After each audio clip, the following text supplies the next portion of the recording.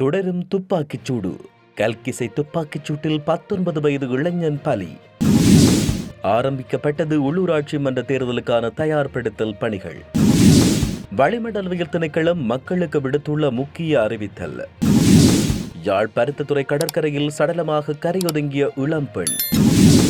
அச்சுறுத்துகிறார் சுமந்திரன், யாழ்ப்பாணத்தில் அரச தரப்பு முறைப்பாடு. சப்ரகமுவ பல்கலைக்கழகத்தைச் சேர்ந்த 4 பேர் அதிரடியாக கைது. மூடப்படும் பாடசாலைகள் கல்வி அமைச்சு அறிவித்தல். புலம்பெயர் ஈழத் தமிழர்களுக்கு சுமந்திரன் எம்பியின் அவசர வேண்டுகோள். வடக்கில் கால் வைக்க விடமாட்டோம், சுமந்திரன் அரசாங்கத்துக்கு எதிர்ப்பு. மீட்கப்பட்ட தமிழ் மக்களின் நகைகள் தமிழர்களிடமே ஒப்படைக்கப்பட வேண்டும் என்கிறார் செல்வம் அடைக்கலநாதன். தொடர்பென விரிவான செய்திகள். நாட்டில் தொடர்ச்சியாக துப்பாக்கிச் சூட்டு சம்பவங்கள் பதிவாகி வருகின்றன. கல்கிசை பகுதியில் இடம்பெற்ற துப்பாக்கிச் சூட்டில் இளைஞர் ஒருவர் உயிரிழந்தார். இந்த சம்பவம் இன்று அதிகாலை கல்கிசை கடற்கரை வீதியில் இடம்பெற்றது. சம்பவத்தில் உயிரிழந்த 19 வயதுடைய இளைஞன் தெகிவெளை ஓபன் பிரதேசத்தைச் சேர்ந்தவர் என தெரிவிக்கப்பட்டுள்ளது. மோட்டார் சைக்கிளில் வந்த அடையாளம் தெரியாத இருவரால் குறித்த துப்பாக்கி பிரயோகம் மேற்கொள்ளப்பட்டதாக காவல்துறை தெரிவித்துள்ளது. மேலும் சம்பவம் தொடர்பான மேலதிக விசாரணைகளை காவல்துறையினர் மேற்கொண்டு வருவதாக தெரிவிக்கப்பட்டுள்ளது. உள்ளூராட்சி மன்ற தேர்தலுக்கான வாக்களிப்பு நிலையங்களை தயார்படுத்தும் பணிகள் இன்று காலை முதல் ஆரம்பிக்கப்பட உள்ளதாக தேர்தல்கள் ஆணைக்குழு அறிவித்துள்ளது. உள்ளூராட்சி மன்ற தேர்தல் நாளை காலை 7 மணிக்கு ஆரம்பமாகி மாலை 4 மணி வரை நாடளாவிய ரீதியில் 13,759 வாக்களிப்பு நிலையங்களில் வாக்குப்பதிவு இடம்பெறவுள்ளது. 339 உள்ளூராட்சி மன்றங்களுக்காக நடைபெறும் தேர்தலில் 1,70,56,338 வாக்காளர்கள் வாக்களிக்க தகுதி பெற்றுள்ளனர். தேர்தலுக்குரிய அனைத்து ஏற்பாடுகளும் தற்பொழுது ஆரம்பிக்கப்பட்டுள்ளதாகவும் தேர்தல் கடமையில் ஈடுபடும் அரசு அதிகாரிகள் கட்டாயம் வருகை தர வேண்டும் என்றும் தேர்தல்கள் ஆணைக்குழுவின் தலைவர் RML ரத்நாயக்க தெரிவித்தார். அத்துடன் உள்ளூராட்சி மன்ற தேர்தலுக்கான உத்தியோகபூர்வ வாக்காளர் அட்டைகளை இன்னும் பெறாத வாக்காளர்கள் இன்றும் நாளையும் சம்பந்தப்பட்ட தபால் நிலையத்துக்கு அவற்றை பெற்றுக்கொள்ள முடியும் என அவர் மேலும் குறிப்பிட்டுள்ளார். சப்ரகமுவ மத்திய, ஊவா மற்றும் தென் மாகாணங்களிலும் அம்பாறை, மட்டக்களப்பு மற்றும் பொலிநறுவை மாவட்டங்களிலும் பிற்பகல் 1 மணிக்கு பின்னர் மழையோ அல்லது இடியுடன் கூடிய மழையோ பெய்யக்கூடும் என வளிமண்டலவியல் திணைக்களம் எதிர்ப்பு கூறியுள்ளது. வளிமண்டலவியல் திணைக்களம் இன்று வெளியிட்ட அறிக்கையில் இதனை குறிப்பிட்டது. நாட்டின் ஏனைய பிரதேசங்களின் சில இடங்களில் 50 மில்லிமீட்டருக்கும் அதிகமான மழை வீழ்ச்சி பதிவாகக்கூடும் என தெரிவிக்கப்பட்டுள்ளது. மேல் மாகாணத்திலும் புத்தளமன்னார், காலி மற்றும் மாத்தறை மாவட்டங்களிலும் காலை வேளையில் மழையுடன் கூடிய வானிலை நிலவக்கூடும்.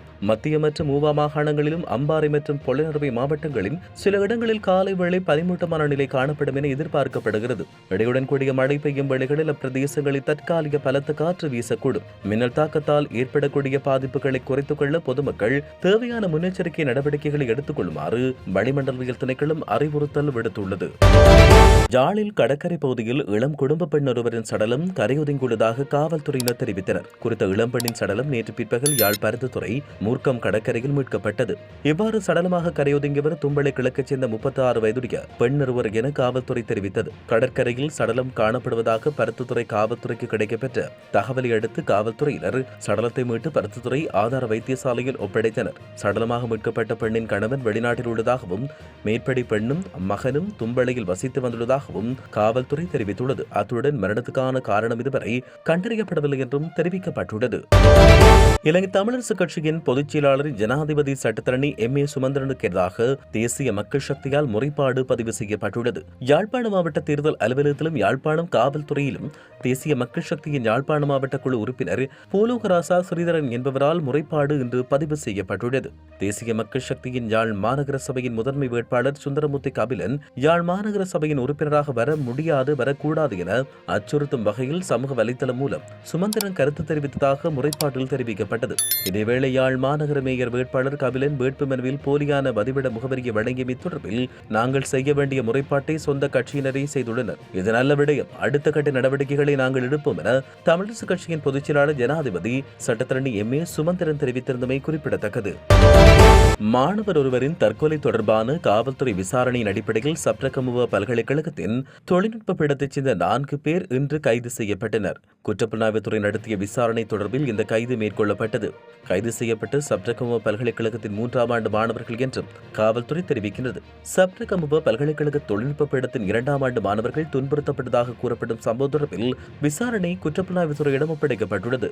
புதிய மாணவர் துன்புறுத்தல் சம்பவம் தொடர்பில் கடந்த 29ஆம் தேதி சமணலேவா காவல் நிலையத்துக்கு கிடைத்த புகாரை தொடர்ந்து சப்ரகமுவ பல்கலைக்கழகத்தைச் சேர்ந்த புதிய மாணவர்களை துன்புறுத்தலுக்கு ஆளான 20 பேரிடமிருந்து வாக்குமூலங்களை பெற சமநலவேவ காவல் நிலையம் 2ஆம் தேதி நடவடிக்கை எடுத்தமை குறிப்பிடத்தக்கது.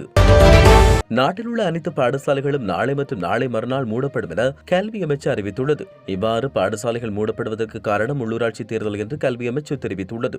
வாக்களிப்பு நிலையங்களாக பாடசாலைகள் பயன்படுத்தப்பட உள்ளமையே பாடசாலைகள் மூடப்படுவதற்கு காரணமாகும். மூடப்பட்ட பாடசாலைகள் 7ஆம் தேதி மீண்டும் திறக்கப்படும் என்றும் கல்வி அமைச்சு குறிப்பிட்டுள்ளது. புலம்பெயர் மக்களின் உரிய காணிகள் வடக்கில் இருந்தால் அது தொடர்பில் கட்டாயம் கவனம் எடுக்கவும் என சட்டத்திரணி எம்.ஏ. சுமந்திரன் கோரிக்கை ஒன்றை முன்வைத்துள்ளார். குறித்த விடயத்தை கிளிநொச்சியில் கருத்து தெரிவித்த போது அவர் குறிப்பிட்டார். புலம்பெயர் மக்களுக்கான அன்பான வேண்டுகோள், உங்களுடைய காணிகள் வடக்கில் இருந்தால் உங்களுடைய உரிமைகளை கோருங்கள். அவ்வாறு உங்களால் வர முடியாத பட்சத்தில் அதற்கான நடவடிக்கையை மேற்கொள்ளுங்கள். அல்லது உங்களுக்கு இங்கே இருக்கும் காணிகள் மீது அக்கறை இல்லை என்றால் அதனை அரசுக்கு செல்லவிட வேண்டாம். காணி இல்லாத மக்களுக்கு அதை எழுதி கொடுப்பதற்கான நடவடிக்கையை சரி மேற்கொள்ளுங்கள். இவ்வாறு எப்படியாவது எமது நிலங்களை எமது மக்களின் கையிருப்பில் இருப்பதற்கான நடவடிக்கையை மேற்கொள்ளுங்கள் என சுமந்திரன் வேண்டுகோள் விடுத்துள்ளார்.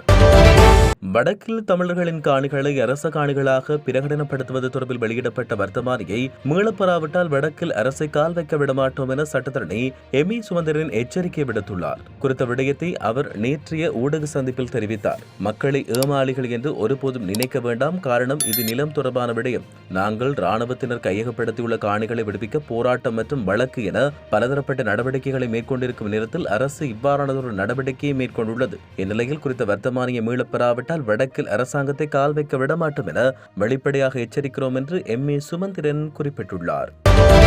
தமிழ் மக்களின் தங்க நகைகளை அரசுடைமையாக்காமல் உரிய முறையில் அவர்களிடமே ஒப்படைக்க வேண்டும் என நாடாளுமன்ற உறுப்பினர் செல்வம் அடைக்கலநாதன் வேண்டுகோள் விடுத்துள்ளார். பாதுகாப்பு அமைச்சின் வசமிருந்து தமிழ் மக்களின் பெருந்தொகையான நகைகள் தற்போது காவல்துறையிடம் ஒப்படைக்கப்பட்டு மத்திய வங்கியால் குறித்த நகைகள் தொடர்பில் ஆய்வு மேற்கொள்ளப்பட்டு வருகிறது. இது தொடர்பில் இன்று வெளியிடப்பட்ட அறிக்கையில் அவர் இவ்வாறு தெரிவித்தார்.